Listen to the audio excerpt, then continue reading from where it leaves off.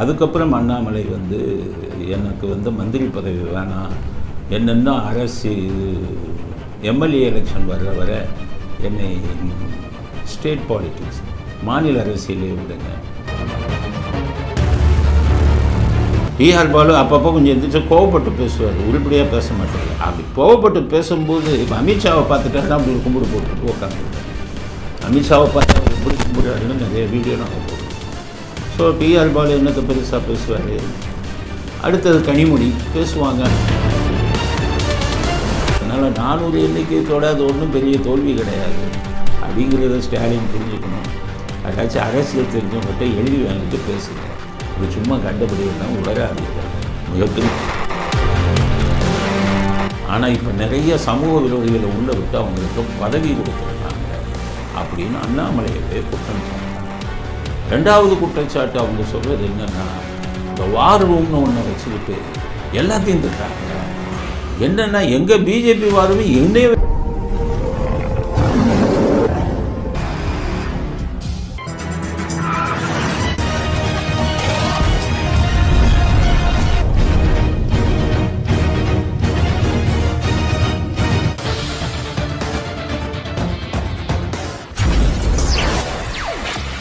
வணக்கம்.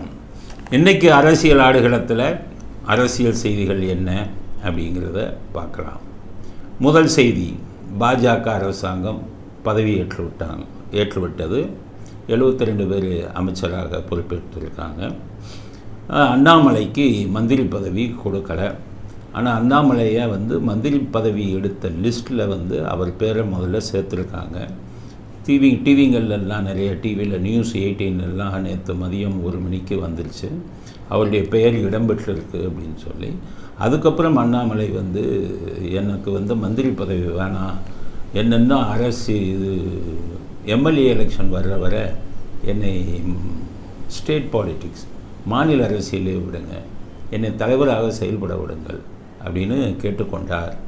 கேட்டுக்கொண்டதுக்கப்புறம் மேலிடம் சரின்னு சொல்லி அவரை மந்திரி பதவியிலேருந்து சேர்க்காம முருகனை மட்டும் மந்திரி பதவியில் சேர்த்துருக்காங்க. அதனால தான் முருகன் கடைசியாக பதவி ஏற்க கூப்பிட்டுருக்காங்க. இதில் வேடிக்கை என்னென்னு கேட்டிங்கன்னா, தமிழ்நாட்டிலேருந்து நிறைய பேர் போனாங்க. பன்னீர்செல்வம், தினகரன் அவங்க எல்லாம் போயிருக்காங்க. ஜிகே வாசன் எல்லாம் போயிருக்காங்க. உடனடியாக என்ன பேசுகிறாங்கன்னா, தினகரன் உள்ளே போய் உட்காரும்போது கூட்டத்தை பூரா சுற்றி கும்பிடுறார். அந்த வீடியோவை பாரு.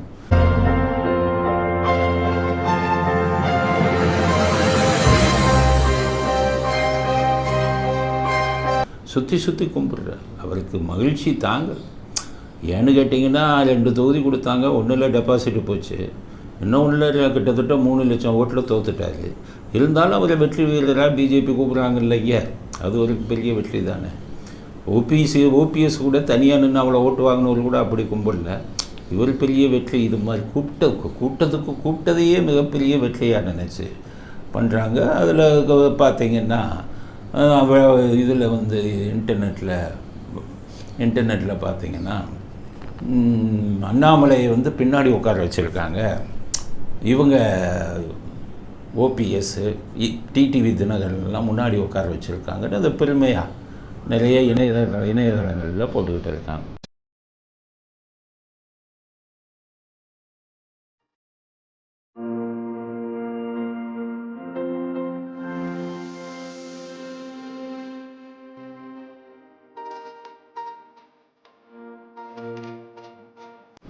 சரி, பதவி ஏற்பு விழா முடிந்து விட்டது.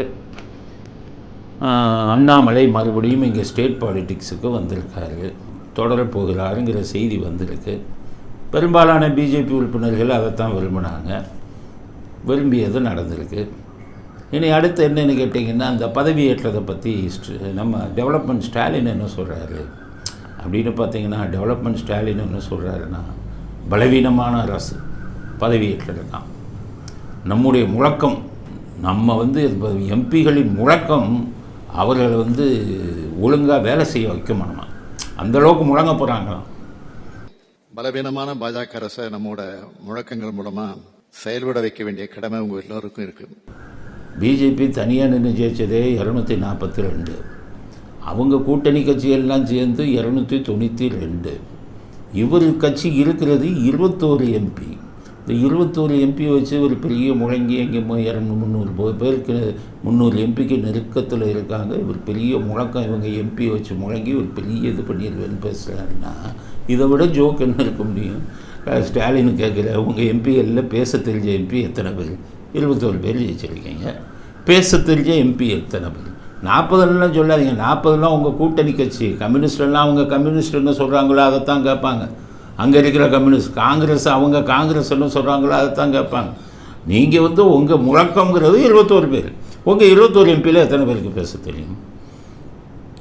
டிஆர் பாலு அப்பப்போ கொஞ்சம் எந்திரிச்சு கோவப்பட்டு பேசுவார், உருப்படியாக பேச மாட்டார். அப்படி கோவப்பட்டு பேசும்போது அமித்ஷாவை பார்த்துட்டாருன்னா அப்படி கும்பிடு போட்டுட்டு உட்காந்துருக்காரு. அமித்ஷாவை பார்த்து அவர் எப்படி கும்பிட்றாருன்னு நிறைய வீடியோ நாங்கள் போட்டுருக்கோம். ஸோ டிஆர் பாலு என்னத்தை பெருசாக பேசுவார்? அடுத்தது கனிமொழி பேசுவாங்க. ஆனால் அமித்ஷாட்ட கேட்டு தான் பேசுவாங்க. அமித்ஷா தானே அவர் எம்பி ஆக்குனாங்க. அவங்க பிஜேபி நிற்காதனால தானே அவங்க எம்பியாக தேர்ந்தெடுத்தப்பட்டாங்க. ஸ்டாலின் சொல்கிறதுனால அவங்க கனிமொழி அமித்ஷாவுக்கு எதிராக பேசிடுவாங்களா? அவங்களும் பார்த்து தான் பேசுவாங்க. என்னத்தை பெரிய முழக்கம் பண்ண போகிறீங்க? அதுக்கடுத்தது உங்களுக்கு தயாநிதி மாறன் அவர் என்ன பண்ணுவார்? திட்டுறதுன்னா தமிழில் திட்டிடுவார், அடிக்க வருவாங்கன்ட்டு. மற்றது பேசுனா இங்கிலீஷ் பேசுவார். அவங்களும் ஆள் பார்த்து தான் பேசுவாங்க. அவர் தமிழச்சி தங்கப்பாடி அவங்க எப்போவாச்சும் அப்படிம்பாங்க. அந்த வீடியோ எடுத்து இந்த யூடியூப்பில் கொடுத்து போடுங்க அப்படிம்பாங்க. உருப்படியாக அவங்க பேசுனதையும் நாங்கள் பார்த்ததில்ல.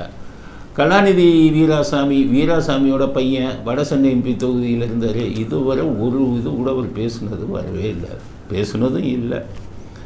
அதுக்கடுத்தது நீங்கள் பார்த்தீங்கன்னா ஜெகத் ரட்சகன் இதுவரை பார்லிமெண்ட்டில் அவர் பேசி யாருமே பார்த்ததில்லை.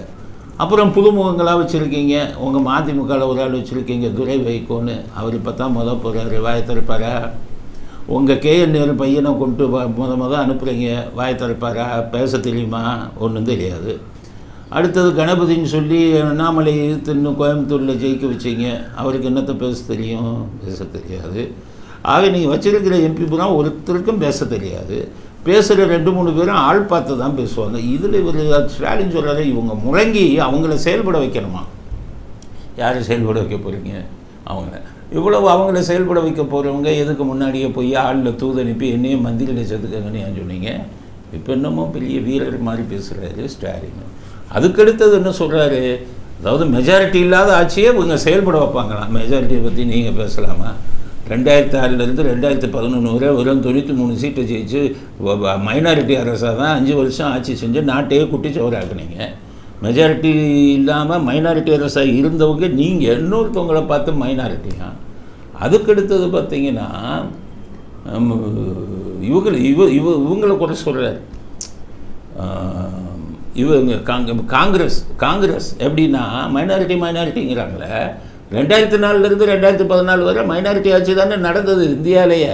காங்கிரஸ் எங்கே ஃபுல்லாக ஜெயித்தாங்க? 140 150 160 இது பண்ணி எல்லாம் கூட்டணி ஆட்சி வச்சு தானே ஜெயித்தாங்க. அப்போ நீங்கள் என்னமோ பெருசாக செயல்பட்டுறீங்களா? எல்லாம் அவங்கெல்லாம் பேசுகிறாங்க. அப்போ தானே 2G காமன்வெல்த் கேம்ஸ்னு உலகமாக ஊழல்லாம் நடந்தது. அதனால் மற்றவங்கள செயல்பட வைக்கவங்க பேசுவாங்கன்னா அப்போ வாய்ச்சொல் வீரர்கள் வந்து க்யூவில் நிற்கிறாங்க.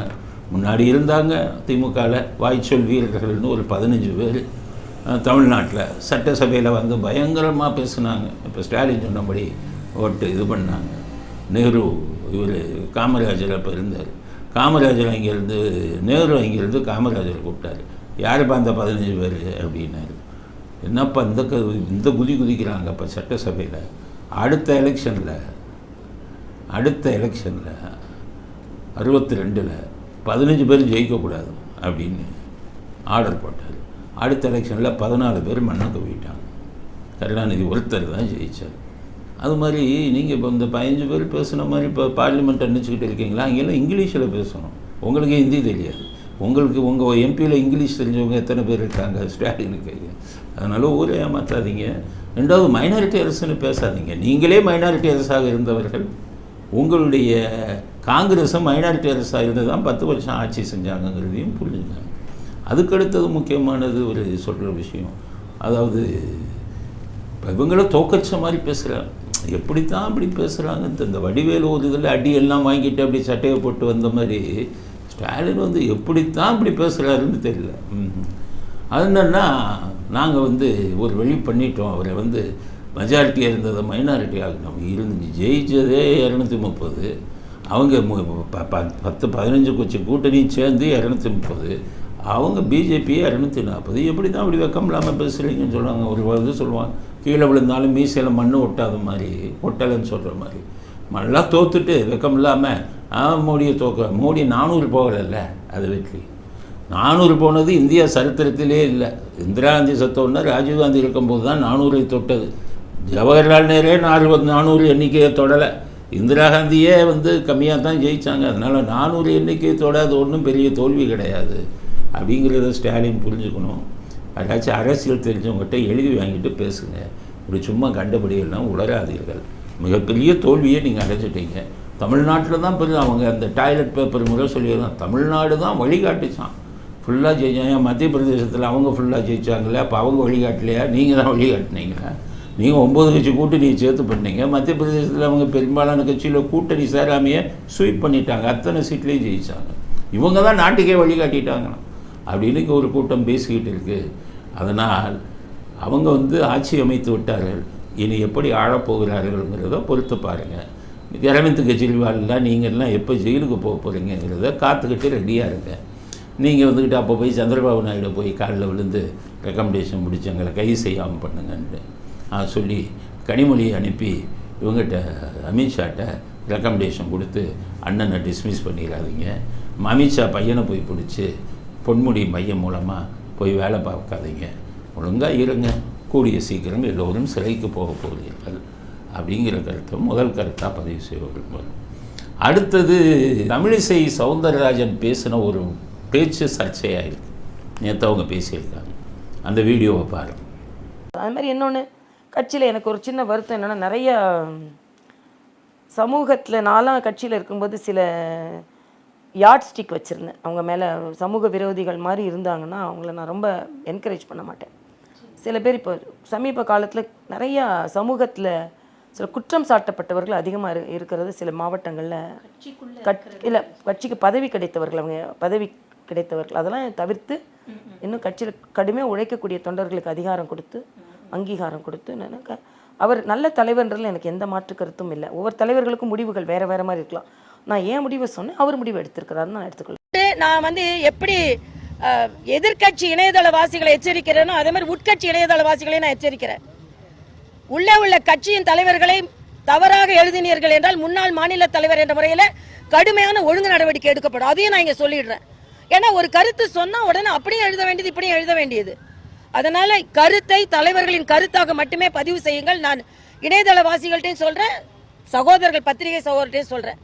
அதனால என்னை பொறுத்த மட்டில் நான் கடுமையாக உழைப்பதற்காக தான் வந்திருக்கிறேன். இன்னொன்று வீடியோவில் என்ன சொல்கிறாங்கன்னா, பாஜகவை திட்டுறாங்க. என்ன திட்டுறாங்க? 2 விஷயத்தை சொல்லி திட்டுறாங்க. பாஜகவில் நான் இருக்கிறவரை சமூக விரோதிகள் உள்ள வராமல் ஓரளவு பார்த்துக்கிட்டேன். ஆனால் இப்போ நிறைய சமூக விரோதிகளை உள்ளே விட்டு அவங்களுக்கு பதவி கொடுத்துருக்காங்க அப்படின்னு அண்ணாமலையவே குற்றம் சாட்டுறாங்க. 2வது குற்றச்சாட்டு அவங்க சொல்கிறது என்னென்னா, இந்த வார் ரூம்னு ஒன்று வச்சுக்கிட்டு எல்லாத்தையும் திட்டுறாங்க. என்னென்னா எங்கள் பிஜேபி வாரமே என்னையவே திட்டுறாங்க, கட்சிக்காரங்களே திட்டுறாங்க. இது ஒரு நல்ல நடைமுறையாக இல்லை அப்படின்னு சொல்லியிருக்காங்க. இதுக்கு நம்முடைய கருத்து என்ன அப்படின்னு பார்ப்போம். நம்ம மோடியாக இருந்தாலும் அண்ணாமலையாக இருந்தாலும் நமக்கு ஒரு பொருட்டு கிடையாது. மோடி பிரைம் மினிஸ்டராக இருக்கலாம், ஆனால் அரசியல் விஷயத்தில் நடுநிலையான கருத்துக்களை தான் சொல்லுவோம். மோடிக்கு எதிராக இருந்தால் தைரியமாக சொல்லுவோம், மோடிக்கு ஆதரவாக இருந்தால் அதையும் தைரியமாக சொல்லுவோம். இப்போ அண்ணாமலைக்கு மேலே இந்த குற்றச்சாட்டு இது உண்மையா? நான் சொல்கிறேன், தமிழிசை சவுந்தரராஜன் இருக்கிறது உண்மை, உண்மையிலும் உண்மை. ஏன்னா பிஜேபியில் சமூக விரோதிகளை நிறைய சேர்த்து பதவி கொடுக்குறாங்கன்னு நானே குற்றச்சாட்டை இந்த சேனலில் வச்சுருக்கேன். நீங்கள் வந்து பதவி உங்களை கொண்டு வந்திருக்கீங்க. அண்ணாமலை சொல்லுவார், என்ன நீங்கள் திராவிட கட்சிகளில் ரவுடிகள் இல்லையா, அப்போ நாங்கள் ரவுடிகளை கொண்டாந்து பதவி கொடுத்தா மட்டும் தப்பா அப்படின்னு சொல்லுவார். அதுக்கு நீங்கள் அரசியல் அத்தியாயத்தை படிக்கணும் அண்ணாமலை. நீங்கள் உடனே இவங்க சொல்லிட்டாங்க திராவிட கட்சியில் வச்சுருக்காங்க நீங்களும் வச்சுக்கிறீங்கலாம் சொல்லாது. அந்த கதையே வேறு. எம்ஜிஆர் இருந்தார் திராவிட கட்சியில் ஆரம்பத்தில் இருந்து இருந்தாங்க. எம்ஜிஆர்கிட்ட ரவுடி இல்லையா அம்பிங்க, எம்ஜிஆர்கிட்ட ரவுடி வச்சுருந்தார். அது எதுக்கு வச்சுருந்தாருன்னா திமுக பண்ணுற ரவுடித்தனத்துக்கு மட்டும் எதிராக பண்ணணும். ஜேபிஆரை கொண்டு வந்து மாவட்ட செயலாளர். அப்போ பார்த்தீங்கன்னா இங்கே இப்போ திமுகவில் இருந்த மாவட்ட செயலாளர்கள் இவங்கெல்லாம் கொஞ்சம் ரவுடியங்களை வச்சுருந்தாங்க, ரவுடித்தனம் பண்ணாங்க. அதை எதிர்ப்பதற்காக ஜெபரவனும் வச்சுருந்தார். ஆனால் அந்த ரவுடிகள் எல்லாம் அடக்கி வச்சுருந்தார். யாருமே மற்ற விஷயங்களில் தலையிடக்கூடாது. நமக்கு எதிராக திமுக ரவுடிசம் பண்ணும்போது மட்டும்தான் நீங்கள் வந்து அந்த ரவுடித்தனத்தை வெளியிடணும். மற்ற அந்த ரவுடித்தனத்தை வச்சுக்கிட்டு, ரவுடிங்கிற முத்திரையை வச்சுக்கிட்டு, அதிமுகங்கிறத வச்சு ஒரு வயசு சம்பாதிக்கக்கூடாது, தொலைச்சிருவேன்னு ரவுடிகளை புறம் கட்டுப்பாடில் வைத்திருந்தார். ஜெயலலிதா இருக்கும்போது ரவுடிசம் இல்லாமல் இருந்தார், ரவுடிங்களை வச்சுருந்தார், அவரை வச்சுருந்தார். ஆனால் அவர்களை எல்லாம் கட்டுப்பாட்டில் வச்சார். கட்சிக்காரர் வந்து உங்களுக்கு இதாக தவறான வழியில் போகிறாரு அப்படின்னு தெரிஞ்ச உடனே வீரமணியை ஷூட் பண்ணுங்கன்ட்டான் ஜெயலலிதா. ஸோ தன் கட்சி ரவுடிங்கிறதுக்காக அவங்களை இது பண்ணல. அவர்கள் ஆட்சியில் ரவுடிசம் வந்து பெருசாக வந்ததுன்னா நடவடிக்கை எடுத்தாங்க. அப்போ திராவிட இயக்கத்தில் இந்த திமுக காரங்க தான் இந்த ரவுடிகளை வச்சுக்கிட்டு ரவுடிகள் அநியாயம் அட்டூழியம் பண்ணாலும் அவனை காப்பாற்றிக்கிட்டு இருந்தாங்க. அப்போ நீங்களும் திமுக லெவலுக்கு போய் ரவுடிகளையும் உங்களையும் கொண்டு வந்துட்டா இந்த ரவுடிகள் எல்லாம் கட்டுப்பாட்டில் உங்களால் வைக்க முடியுமா? கட்டுப்பாட்டில் வைக்கிறீங்களா? வருங்காலத்தில் இந்த ரவுடிகளே உங்களுக்கு கெட்ட பேர் வாங்கி கொடுத்துருவாங்க. அதைத்தான் தமிழிசை சொல்கிறாங்க. ரவுடி உங்களுக்கெல்லாம் கொடுத்துருங்க. உடனே கத்தலாமா இதுவாங்க. உண்மையை சொன்னால் ஏற்றுக்கொள்ளுங்க. யாராக இருந்தா என்ன? உண்மையை சொல்கிறாங்க தமிழிசை சொன்ன ரவுடி. நானும் அதை கருத்தை ஆமோதிக்கிறேன். நீங்கள் ரவுடிகளை நிறைய சேர்த்துருக்கீங்க, அதை குறைச்சிக்கங்க, இது பண்ணுங்க. அப்போ ஒரு அறிவுரை சொன்னால் ஏற்றுக்கொள்ளுங்கள். அவர்களை எதிர்த்து நீங்களே பேசலாமா? ட்விட்டரில் இதில் இந்த பிஜேபி ஐடி டீம் வச்சுருக்கீங்க. அது பிஜேபி ஐடி டீமா அண்ணாமலை ஐடி டீமா? எங்களுக்கு கிளீனாக தெரியும். நான் பல தடவை இதை பேசியிருக்கேன். பிஜேபி திமுக ஐடி டீம் இருக்குது, அதிமுக ஐடி டீம் இருக்குது. ஒரு கருத்தை சொன்னால் அந்த திமுக ஐடி டீம்லேயும் அதிமுக ஐடி டீம்லேயும் நாகரிகமாக விமர்சிக்கிறாங்க. சொந்த கட்சிக்காரவங்களையே விமர்சிக்கிறது திமுக ஐடி டீமில் இருக்கா அதிமுக ஐடி டீமில் இருக்கா சொல்லுங்கள்? ஆனால் பிஜேபி ஐடி டீமில் இருக்குது சொந்த கட்சிக்காரங்களே. அப்போ என்ன அர்த்தம்? அது பிஜேபி ஐடி டீம் இல்லை, அண்ணாமலை ஐடி டீம். தமிழிசை சவுந்தரராஜன் சொல்லிட்டாங்கன்னு பிஜேபிக்காரனே தமிழிசை திட்டுறான். அப்போ நீ பிஜேபிக்காரன் இல்லையே, நீங்கள் அண்ணாமலைக்கு தனியாக ஒரு ஐடி டீம் வச்சுக்கோங்க. அதை தான் அவங்க சொல்கிறாங்க. என்னவே திட்டுறாங்க. மற்ற கட்சி தலைவர் மற்ற பிஜேபி தலைவர்களையும் இதே ஐடி டீமில் வச்சு வாங்குறாங்கல்ல. திமுக காரனாக வச்சு வாங்குங்க. விமர்சனத்தை உங்கள் ஏற்றுக்கொள்ளக்கூடிய மனப்பக்குவம் வரணும். அப்போ தான் நீங்கள் அரசியல்வாதிக்கு லாயக்கு. நான் எவ்வளவோ திமுக விமர்சனம் பண்ணுறேன். டிஎம்கே ஐடி டீமில் என்னை வந்து இது பண்ணி மோசமாக போட்டுறதை பாருங்கள். அவன் நாகரிகமாக நடந்துக்கிறான். ரவுடிகளாக இருந்தாலும் மோசமாக இருந்தாலும் விமர்சனத்தை ஏற்றுக்கிறான். ஸ்டாலினை இவ்வளவு திட்டுறேன், ஆனால் ஸ்டாலின்கிட்ட உள்ள மிகப்பெரிய நல்ல குணம் என்னென்னா விமர்சனங்களை கண்டுக்க மாட்டார். விமர்சனம் பண்ணுறவனை தூக்கி போட்டு இதெல்லாம் பண்ண மாட்டார். இந்த கிளி ஜோசியக்காரனை பிடிச்சது, இந்த வீணை இப்போ புலி நகத்தை வச்சு பிடிச்சது, இதெல்லாம் பிஜேபிக்காரனுக்கு இது பண்ணாங்க, சட்டப்பூர்வமாக இது பண்ணணுன்னு பண்ணியிருக்காரு. ஆனால் விமர்சனங்களை காதில் வாங்க மாட்டார். கருணாநிதியும் முதல்ல அப்படி தான் ஆளை வச்சு அடிப்பார், அப்புறமா கொஞ்சம் கொஞ்சம் மாறினார். அந்த மாதிரி ஒரு மனப்பக்குவம் பிஜேபி தலைவர்களுக்கு வரணும். உங்களை விமர்சனம் பண்ணத்தான் செய்வாங்க. நீங்கள் ஒரு கட்சிக்கு வந்துட்டீங்க, சொந்த கட்சிக்காரனே விமர்சனம் பண்ணத்தான் செய்வான். அவனை உங்களுடைய ஐடி டீமில் இருந்துக்கிட்டு திட்ட ஆரம்பிச்சிங்கன்னா மக்கள் உங்களை என்ன நினைப்பாங்க? அதைத்தான் நான் சொல்கிறேன். ஸோ தமிழிசை சவுந்தரராஜன் சொன்ன கருத்து உண்மையான கருத்து. அதை நாங்களே ஒத்துக்கிறோம். அவங்க சொன்னது உண்மை. அதனால் அண்ணாமலை இவங்களுக்கெல்லாம் என்ன சொல்கிறேன், கட்சிக்காரவங்க சீனியர்கள்லாம் அரவணைச்சு போங்க. அவங்களே திட்டக்கூடிய வேலையை ஐடி டீமில் பண்ணுறது சரியான ஒரு நடைமுறை இல்லை அப்படிங்கிற கருத்தையும் பதிவு செய்ய வரும். அடுத்தது அதிமுகவுடைய செய்தி. அதிமுகலேருந்து ஒதுங்கியிருக்காங்க சில பேர். புகழேந்தி பெங்களூர், அதுக்கப்புறம் கேசி பழனிசாமின்னு அவர் முன்னாள் எம்பி, அதுக்கடுத்தது ஜேசிடி பிரபாகரன் அவர் முன்னாள் எம்எல்ஏ. அவங்க 3 பேர் சேர்ந்து அதிமுகவை ஒன்றாக இணைக்கணும் அப்படின்னு ஒரு முயற்சியை எடுத்திருக்காங்க. அது திருமதி சசிகலா என்கின்ற சின்னமாகட்டும், எல்லோரும் ஒத்துழைத்து ஒருங்கிணைந்து போக வேண்டும் என்கின்ற இடம் ஏற்கனவே மிஸ்டர் பன்னீர்செல்வம் ஓபிஎஸ் என்ன ரெடின்னு சொல்லிட்டார் வர்றதுக்கு. ஆகவே ஒத்துழைத்தால் முடிஞ்சிடும். இது ஒரு நாள் வேலை தான். ஆனால் அதுக்குரிய வேலையில் நாங்கள் இறங்குவோம். மீண்டும் அனைத்து இந்திய அண்ணா திராவிட முன்னேற்ற கழகம் தொண்டர்கள் கனவின்படி, மக்களினுடைய அறிவுரையின்படி ஒரு மாபெரும் இடத்தை உள்ளாட்சி தேர்தலிலே பிடிக்க காரணமாக அமைவோம். இந்த முயற்சி பலிக்குமா, இல்லை இந்த முயற்சி சரியான முயற்சியா அப்படின்னா இது நல்ல விஷயம். அண்ணா உடைந்து போயிருக்கும் அதிமுகவை ஒன்றாக இணைக்கணும் அப்படிங்கிறதுல மாற்று கருத்து இல்லை. ஒரு எதிர்க்கட்சி பலமாக இருக்கணும் அப்படிங்கிறது தான். இப்போ அடுத்தது பார்த்திங்கன்னா சசிகலா, டிடிவி தினகரன், இவங்க 2 பேரையும் மட்டும் அதிமுகவில் சேர்க்காதீங்க.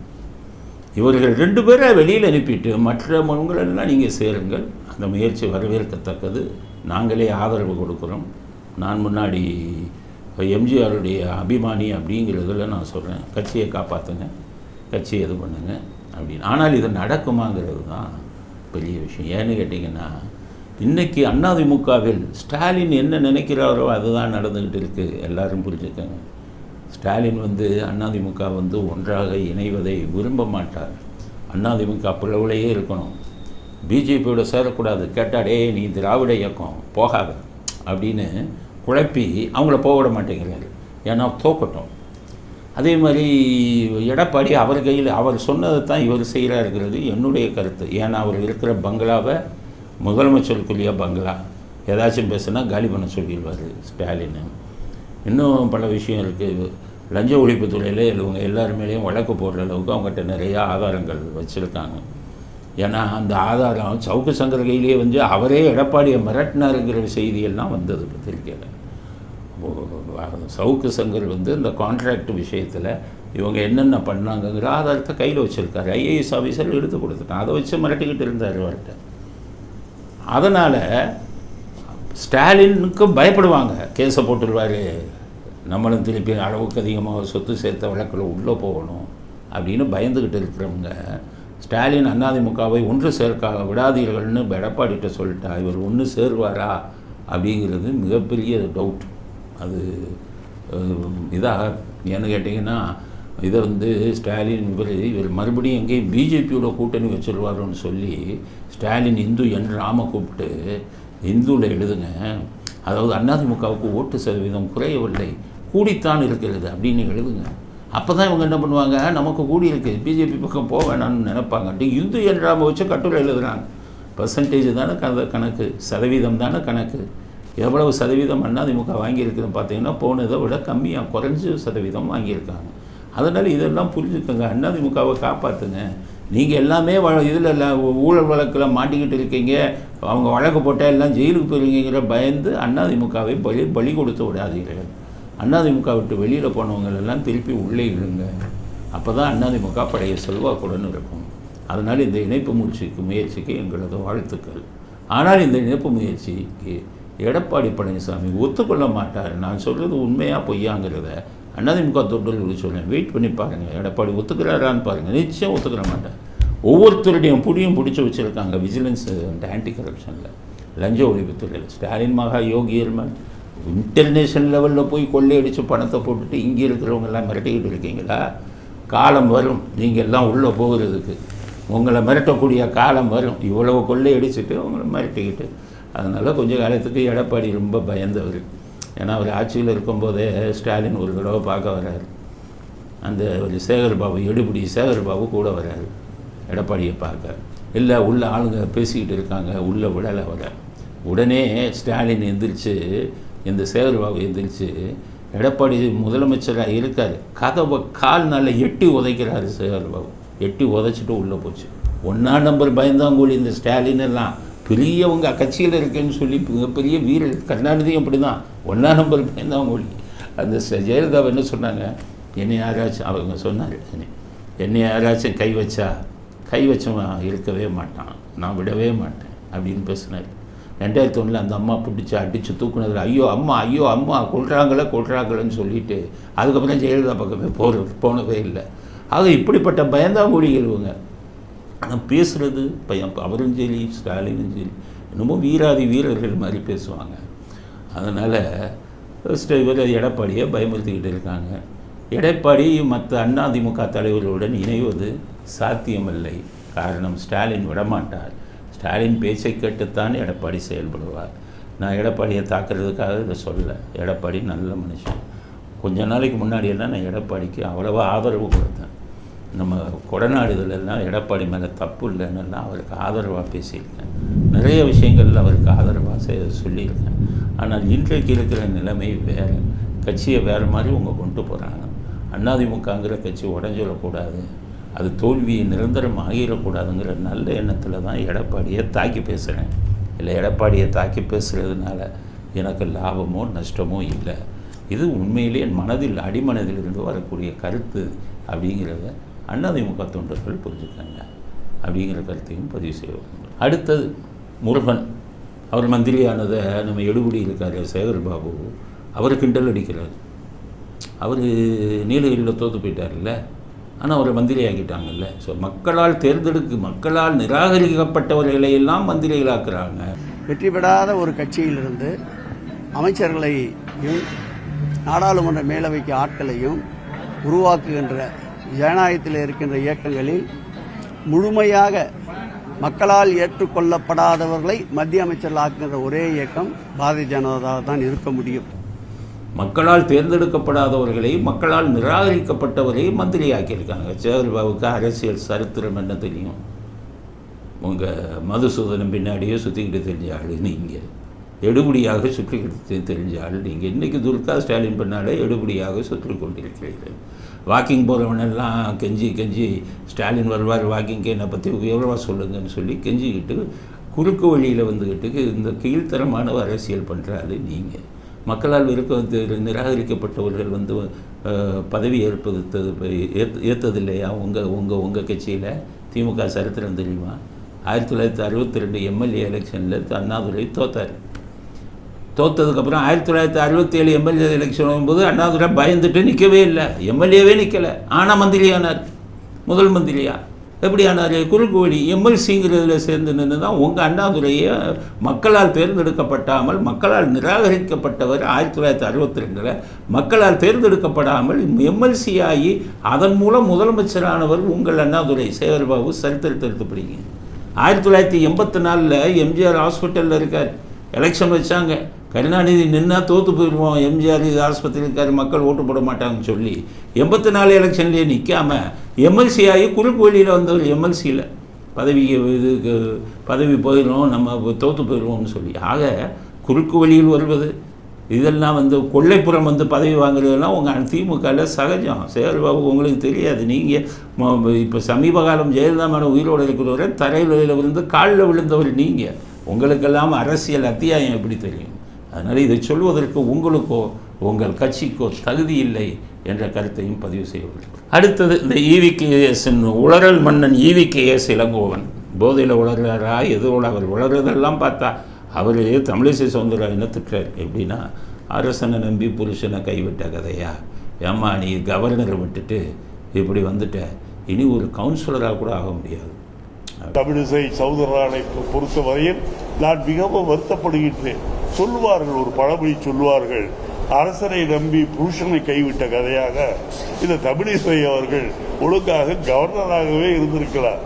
அதை விட்டு நாம் தேர்தலில் நிற்க வேண்டும், மிகப்பெரிய அமைச்சராக வர வேண்டும் என்று பேராசைப்பட்டு தன் முக சாயலை கூட கொஞ்சம் தெளிவாக வைத்துக் கொண்டு மாற்றிக்கொண்டெல்லாம் டிவியில் தினந்தோறும் வந்து தேர்தலிலே போட்டியிட்டார். கடைசியிலே டெபாசிட் இழந்தார் என்று நினைக்கின்றேன். ஸோ இப்போ ரெண்டு பார்க்கணும். அரசனை நம்பி புருஷனை கைவிட்டது யார்? அப்படி இவர் EVKS எப்போவுமே எம்பியாக தான் அவர். ஆனால் இந்த தடவை எம்பி சீட்டு கொடுக்குமான்னு அவருக்கு சந்தேகம் வந்து கிடைக்குமான்னு சந்தேகம் வந்துடுச்சு. ஒரே போட்டி. போன தடவை தேனியில் போய் வாங்கினார், தேனியில் போய் தோத்துட்டார். இந்த தடவை நம்ம தோத்துடுறோமோ? ஸ்டாலினுக்கு கால் துப்புறான் எல்லா பேரும். ஸ்டாலின் ஆட்சியை நிச்சயம் ஜெயிக்க முடியாதுன்னு சொல்லி அந்த அரசன் பதவி மாதிரி இருந்த எம்பியை விட்டுட்டு புருஷன் பதவியான எம்எல்ஏல போய் நின்று ஈரோடு கிழக்கில் இங்கே பார்த்தீங்கன்னா சட்டசபையில் போய் அப்படியே உட்காந்துருக்காரு. இருக்கிற இடம் தெரியாமல். சரி, அரசனை நம்பி புருஷனை கைவிட்டார்னா முதல்ல உங்களுக்கு தான் போடும். எம்பி ஆக வேண்டியவ ஒரு சாதாரண எம்எல்ஏவாகி உட்கார்ந்து கொண்டு இருக்கிறீர்கள் 10-15 எம்எல்ஏக்களோட. அப்போ அரசனை நம்பி புருஷனாக கைவிட்டதுன்னா அது உங்களுக்கு தான் தோணும் சொல்லணும். அதுக்கடுத்தது இவங்க ராஜினாமா பண்ணிட்டா ஒரு கவுன்சிலரில் கூட நிற்க முடியாதான். ஏன் EVKS உனக்கு சவால் விடுறேன், திமுக கூட்டணி இல்லாமல் நீங்கள் ஒரு கவுன்சிலரில் நின்று ஜெயிச்சு காமிங்க. திமுக கூட்டணி இல்லைன்னா 2014 ஜெயலலிதா தனியாக நிற்கும்போது நீங்கள் தனியாக நின்று 3% ஓட்டு வாங்கிச்சு காங்கிரஸ். வெக்கமாக இல்லை? நீங்கள்லாம் மற்றவங்கள பற்றிக்கிட்டு என்னமோ உங்களுக்கு செல்வாக்கு கொடி கட்டி பறக்கிற மாதிரி நாங்கள் நின்று ஜெயிச்சிடுவோம்.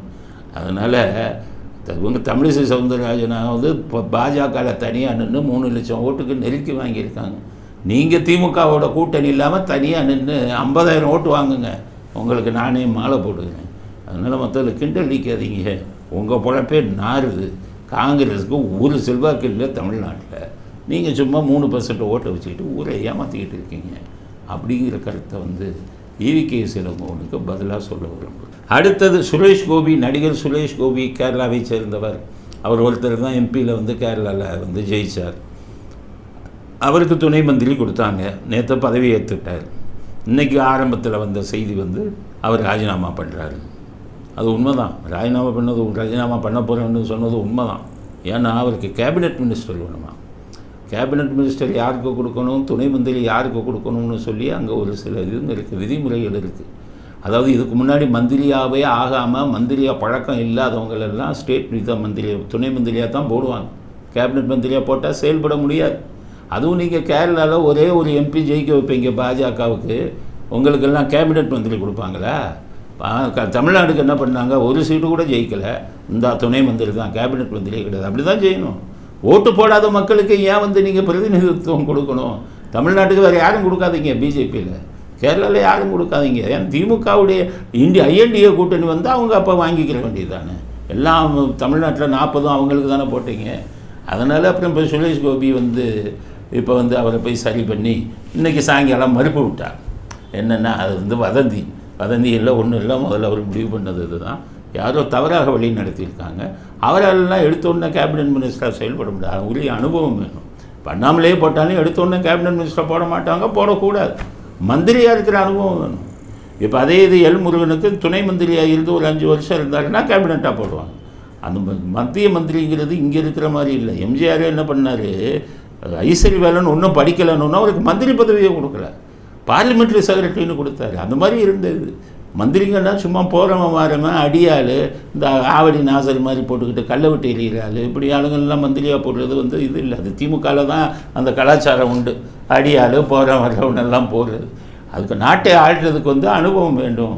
அப்படிங்கிறதுல தான் சுரேஷ் கோபிக்கு அவங்க துணை மந்திரி கொடுத்துருக்காங்க. அது சரியான முடிவு. இப்போ அவரை போய் எல்லாம் சரி பண்ணி இல்லை வதந்தின்னு சொல்ல வச்சுருக்காங்க. சுரேஷ் கோபிங்கிறவர் ஒழுங்காக துணை மந்திரியாக இருந்து வேலையெல்லாம் கற்றுக்கிட்டு அதுக்கப்புறம் கேபினெட் மந்திரி ஆகுங்க அப்படிங்கிற கருத்தையும் பதிலாக சொல்ல விரும்புகிறேன். இத்துடன் இன்றைய அரசியல் ஆடுகளம் நிகழ்ச்சி நிறைவு பெறுகிறது. மீண்டும் நாளை புதிய செய்திகளுடன் உங்கள் அனைவரையும் சந்திக்கிறோம். நன்றி, வணக்கம், ஜெய்.